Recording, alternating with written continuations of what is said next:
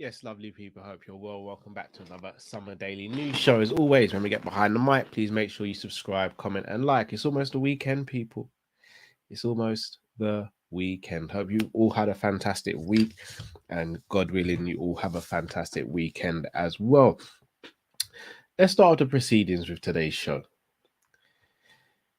In my opinion, very good news. Very refreshing to hear as well. So, starting off with this man, Jurgen Klopp, and you're probably thinking, oh, what's Jurgen Klopp doing in the news? Well, Jurgen Klopp today spoke to Sky Sports Deutschland, the equivalent of Sky Sports in Germany, and he had this to say, and I quote, "The problem that stands in the way of the whole thing, i.e., taking the Germany national team job, is my loyalty. I can't just leave Liverpool now and say I'll take over Germany for a short time." Guys, I don't know about you. I know some people want Klopp out. Some are like me who are giving him a time limit on turning things around, and others will infinitely want him at the club. This for me is fantastic news, though, especially with the transitions that's going on the field. It's fantastic news. I'm happy he's still got that loyalty. Um, I'm happy he still wants to stay and be Liverpool manager. Obviously, we know he's got a couple years left on his contract. I think runs up until 2026, if I'm not mistaken. Obviously, we'll assess things there. He'll assess things there. May even have to assess things sooner. Hopefully not. But for right now, for me as a Jurgen Klopp fan, for me as a Liverpool fan, hearing those words, music to my ears. And hopefully, as I said, he can turn things around and get Liverpool playing and competing with the best and being the best and showing everyone why he is one of the best. And if anyone can, in my opinion, Jurgen can, and hopefully he does. But again, great to hear that from the manager, especially with all the changes that are happening. And long may that continue. On to news that, again, I get called negative a bit, so I'm going to try and be positive here. This man, Marco Verratti. Now, we've been linked with him today. Now, I don't know how serious you guys want me to be with this and how honest you want me to be. So I'm going to try and be as polite as possible. If you believe that Verratti to Liverpool is going to happen, your head is in the clouds. And I don't know how you got there, whether it was through smoking or drinking or anything else recreational.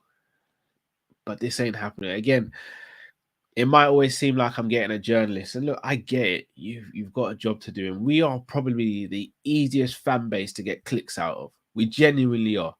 And look, I'm here talking about it. It's part of what we have to do, but I'm here talking about it. Marco Verratti, at the age of 30, will not leave PSG to move to Liverpool Football Club.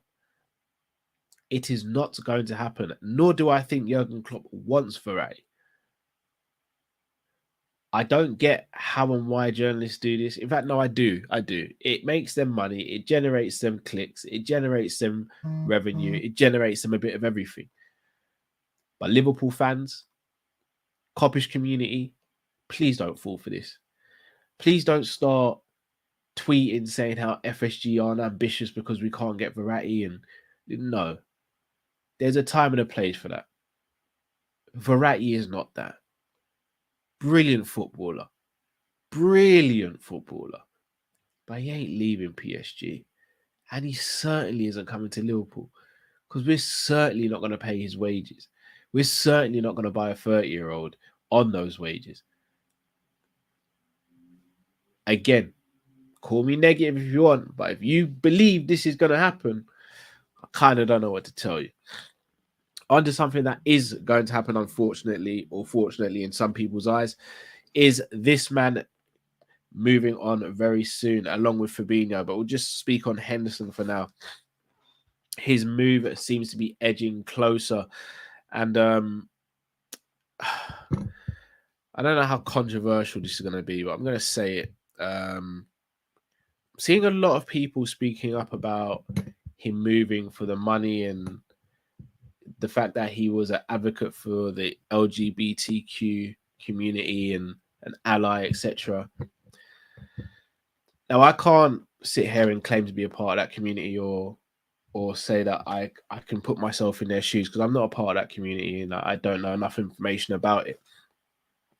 I'm seeing a lot of journalists, especially, really throwing Henderson under the bus recently, and I find it quite hypocritical. Hypocritical that you didn't say anything that you're saying now about Henderson a year ago or 2 years ago when he got that contract extension.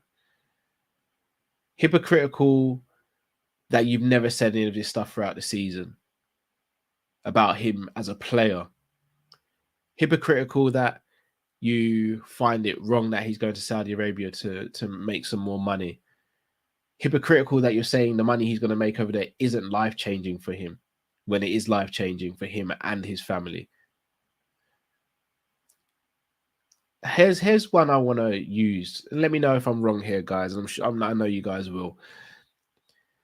The same way pundits and journalists are getting onto Henderson because he's moving to Saudi and he's been an advocate for standing up for those in the LGBT community and being an ally.